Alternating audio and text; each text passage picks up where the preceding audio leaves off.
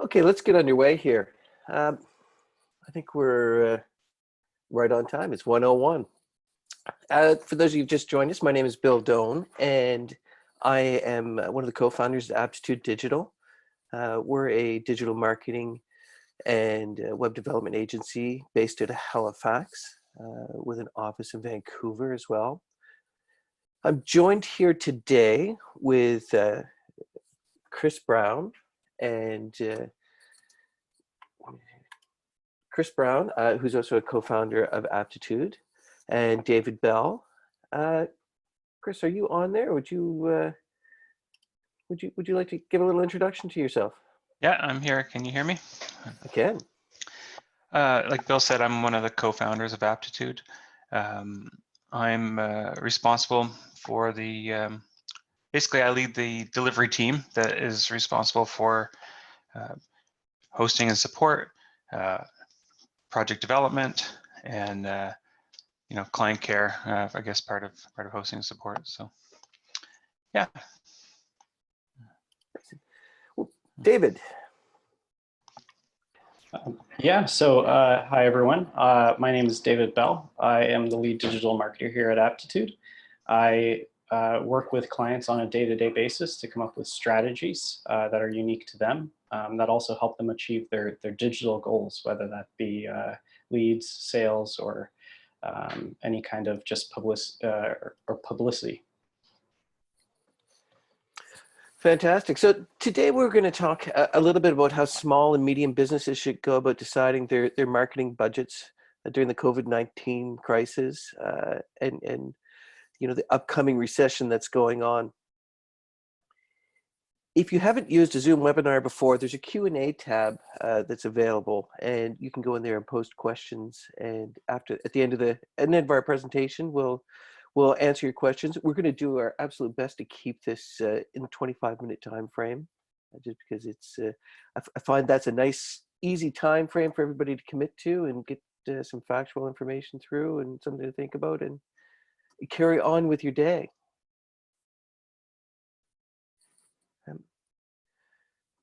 So, I'm not going to spend too long about talking about COVID-19 projections. Each industry is, facing a different situation here. For example, at Aptitude, we usually have about 4 to 6 weeks of work booked out. So our real impact right now is on our sales funnel and our sales cycle. And, our impact of COVID-19 is going to hit us, the end of April and May when we're hit the hardest, because we won't have, we may not have that sales funnel coming through. Every industry is different. When we look at restaurants and so on, they're, shut down completely, their operations pretty much, and they've adapted the best they can. The recovery is also going to be a lot different from industry to industry. We're going to start to see some businesses that will have little to no impact, by the social distancing and the shutdown. Others, like leisure travel, could be, third or fourth quarter of 2021 before they really start to see a recovery from this. And, this is not economically, this is not something that, as a society we haven't seen before. We've had recessions and, external events that have affected businesses. And every analyst, during a period like that will tell a business owner that cash is king, and, we need that cash to be able to survive the recession, right? And, our first instinct in that is always to, cut our expenses, right, to match our declining revenue. And our marketing budget is, one of those things that typically is the first thing to get the axe. So today we're just going to talk about some of the implications of that for small and medium-sized businesses, and how you should go about making your marketing decisions in the recession that we're currently in. And I think the key thing about this is that the core fundamentals of marketing don't change, whether we're in a crisis or a recession. How and why we market our business, right, and our activities, are all based on our core values, right, and the mission of our business. So from these, we form our short and long-term goals. And in a crisis, we've got to adjust our our goal is to adapt to the situation, but they're always based on our values. And so marketing strategies are helping us achieve our short-term and long-term goals, right? To do that, we've got to constantly be analyzing and making informed decisions about our marketing activities and our sales activities to make sure that they are being effective. In a recession, when budgets are tighter for an organization, right? We're under tighter scrutiny to make sure that our activities are being effective. Right? So, right now is not the time to experiment or take risks that a campaign might work. We want to have factual information that our campaigns are working. So with all that in mind, companies are questioning, should they slash their budgets for marketing or double down? David, I think you probably get some better advice on that than I do. Well, thanks for that. Thanks for that, Bill. The truth is, the answer isn't so simple for most organizations. In fact, it's going to be different for nearly every organization. The way we investigate the question, however, as you said, is still the same. The marketing practices we use still the same. Right now, what you need to focus on is you need to establish your short, medium, and long-term goals using your mission, vision, and values. This is important because right now, more than ever, people are looking to that to instill confidence in your decision-making. And then, of course, at the same exact time, these objectives are what's going to give your marketing efforts parameters. If you haven't already, you also need to establish a goals and analytics framework. Basically, it's not the same thing as Google Analytics. A goals and analytics framework is a cross-department framework for establishing goals and measuring success. It's not important how you track that, whether it's a CRM or Excel sheets, it doesn't matter. The important part right now is that you're tracking some form of progress against your goals. Using such a framework is really important right now more than ever before, simply because you're able to focus on, really hone down and focus on your continuing your steady flow of leads now and in the future. It's possible that your operations have ceased, but right now, still the important part is that you continue to generate social media and email lists and build excitement and anticipation of your services in those cases. Well said, David. You mentioned goals and analytics framework. I'm not sure everybody has one of those or knows what it means. Could you elaborate a bit on that? Absolutely. So a goals and analytics framework is a high-level overview of what you want to accomplish and how you plan to measure your progress. Like I said, it's not the same thing as Google Analytics. A lot of people think that Google Analytics is the know-all end-all of metrics. This is more of a step back from that. So, you've seen it before, I'm sure. You've seen, people look at customer funnels. They look at, sales teams look at sales metrics and funnels. It doesn't matter how you look at it so much as what you're looking at. In the end of the day, what really matters is website interactions, social media interactions, and your campaign performance.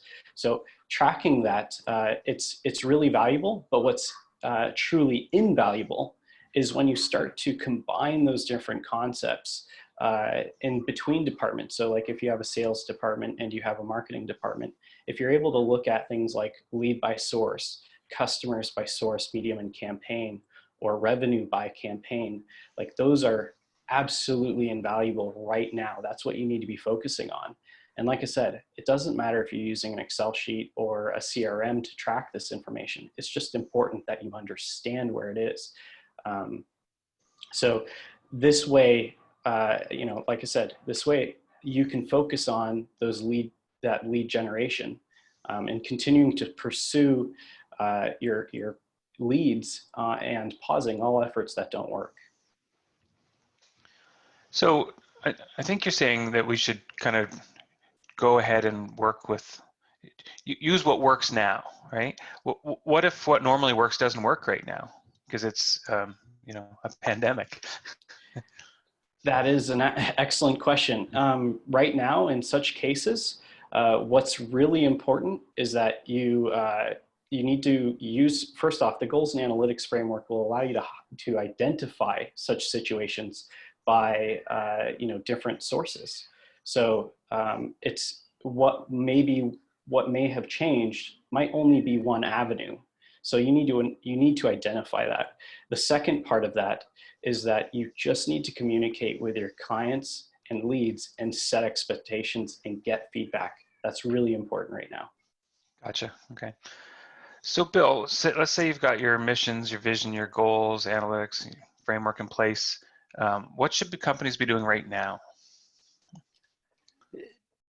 That's a really good question, Chris. And I think why we're here, it really comes down to it that we need to stay true to our values, right? It's first rule in marketing, be transparent and be genuine.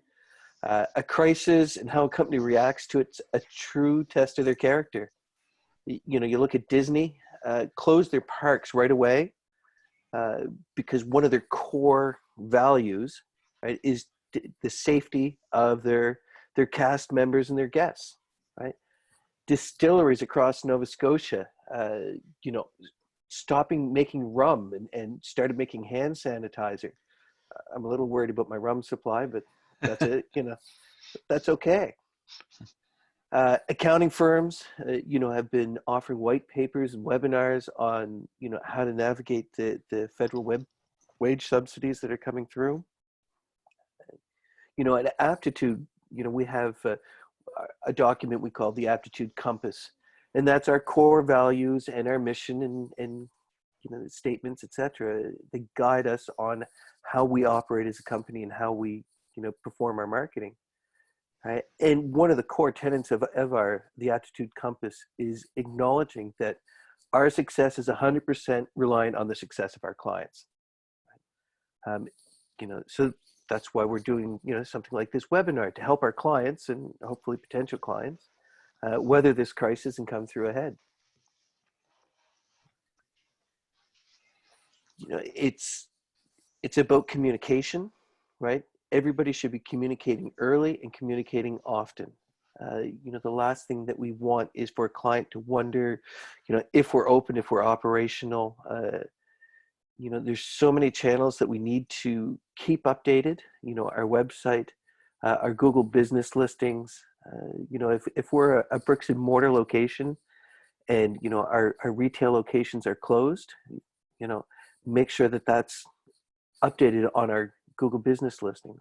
If we have, call ahead and curbside pickup, make sure that that's communicated through social media. And so keep your team available. Make sure that your communication methods are clear to your current clients and to your prospective clients. And keep generating leads, collect leads, even if you can't act on them right now. This will be over. Right? We don't know whether we're in social isolation for another 3 weeks, 4 weeks, but it will be over, and businesses will continue to operate. So we need to keep generating those leads.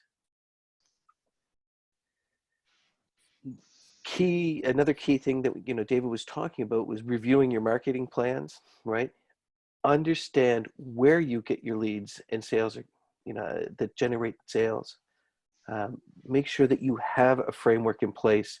Sometimes we call it an attribution model, but something that lets you understand what visitors are coming into your digital media and what visitors lead to sales, right? How you act with them, engage with them.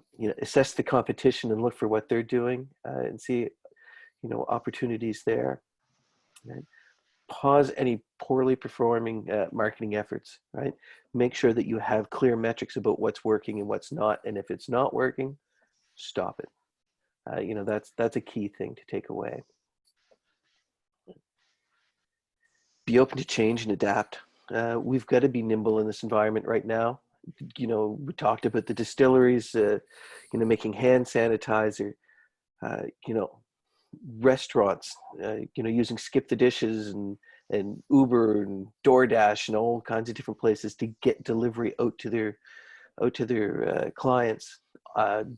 You know, gyms, offering online classes, hotels doing discounts for healthcare workers. There's just so many ways that companies have been nimble and adapted. Large companies like Apple, retooling manufacturing plants to build face masks for healthcare workers, right? It's huge, right? Again, this all stays true to your values and mission, right? And you can communicate those with your clients, and keep that engagement going. All right, so in summary, to kind of wrap things up, we've created a basic checklist of things that need to happen right now. Here's the checklist. I won't read it to you, but we'll put this, we're going to make this slide deck available to everybody so they can refer back to this. I think the main message here is that the fundamentals of marketing, they don't change during a crisis. In fact, it's now more important than ever to kind of move forward and be ready for when business is back to normal. Chris, I read a really interesting quote as I was researching, and it was an article. I forget who had written it, but it was an article written for the recession period in 2008. And they referred to a recession as compared it to a racetrack, right? So you picture NASCAR, the cars going around these tight turns, and a recession is like a really tight turn on a race course, right? And marketing is kind of like your accelerator pedal, right? So as you're coming into a tight turn, the race cars will apply the brake. If you're going too fast, you'll just spin out of control, right? If you brake too hard, you won't have the momentum to carry you through that corner, and your competition is going to pass you. We're very much in that situation right now. We need to brake, right? The COVID-19 has forced that brake on us, right? We just want to make sure that we have the momentum to carry us through this corner, and so we'll be successful as we go forward. Good analogy. Absolutely, and to add on to that, I think one of the things to keep in mind right now is that every company is reacting in their own way, and oftentimes sometimes it's very helpful. In the case of like Google Ads, for instance, Google Ads is one of the first things that a lot of businesses we find want to do is they want to cut their Google Ads spend. And the reality of it is that if you have had your Google Ads account for a year, Google Ads has now announced that I think it's $340 million they're donating to businesses to make sure that businesses can continue to advertise. If you step out now, you're not going to get that. So it's one of the key values there is that you have to assess the situation in every case, and you need to make sure that you're fully aware of what's happening. If you step out on something like optimizing your website, you might not know the right time to step back in. So you need to know where you need to assess the full situation, and you need to make sure that you establish short, medium, and long-term goals to make sure that you can react accordingly. Perfect. Yeah. So if anybody's got any questions, feel free to put them in the question and answer period section of the Zoom seminar there. One question, David. Is a goals and analytics framework the same thing as Google Analytics goals and conversions? Actually, that's an excellent question. So the answer is no, and kind of. Google Analytics has the ability to track goals. So oftentimes they're like website interactions. In those cases, it's phone number clicks, email clicks, form submissions. I'm sure everybody here is pretty familiar with that. Those goals, those are for tracking just what happens on your website. And those really fit into the marketing metrics, which fit into your goals and analytics framework, which is really cross department cross team. So the really valuable piece of that is that it is one piece of the puzzle, and it's a very powerful piece of the puzzle. But you also need to understand at the same exact time, your social media interactions, how people are perceiving it as well, your reviews, which happen on your business listings typically. There's a lot of different metrics you have to consider in marketing, and they all fit into the much bigger piece of the goals and analytics framework. So really, Google Analytics is just one of the tools that we can use to measure our overall marketing effectiveness. Exactly. There is no way that you can use Google Analytics all by itself and really attain the true value of it. E-commerce is a little bit easier because in e-commerce businesses, you can track revenue directly inside Google Analytics.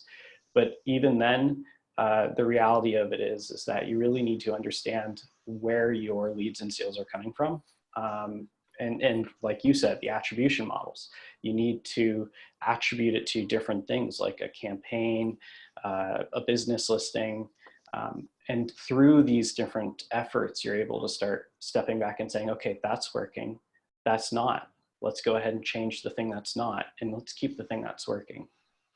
Right. One concrete example. I'm trying to think of a not digital marketing, approach, just that's really sort of accessible to people.